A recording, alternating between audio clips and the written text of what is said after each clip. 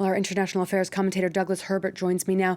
Doug, 1 year on here, why are there still so many unanswered questions? Because there's been zero accountability. There's been zero responsibility taken by any of the Lebanese high-level officials, any of the government officials. Essentially, they have been blamed by essentially the entire world community and a lot of Lebanese inside the country of shielding themselves from any scrutiny.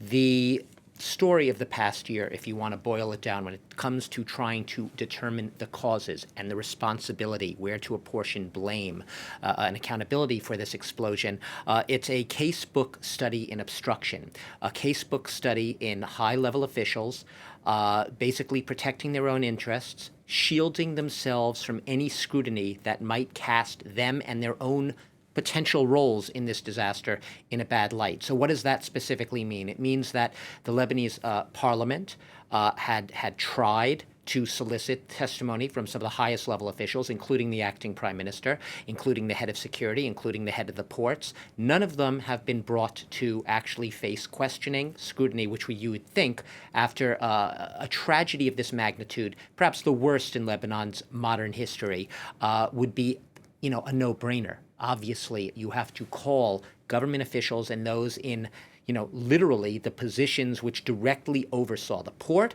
oversaw security, army people who were charged with securing that port and securing Beirut itself, that they would have to face scrutiny. They have not. So the result of that is you have had a lot of organizations, including Amnesty International, just in the past couple of days, reiterating, calling upon the United Nations Human Rights Council, not a Lebanese body, a world body, to basically appoint urgently an investigative mechanism, is what they call it, an independent probe, an independent commission outside of the parameters of Lebanon's government in order to investigate. They say this is the basic duty to the families and the survivors of this explosion, who say that the Lebanese government itself has proven absent at the wheel when it comes to responsibility and accountability.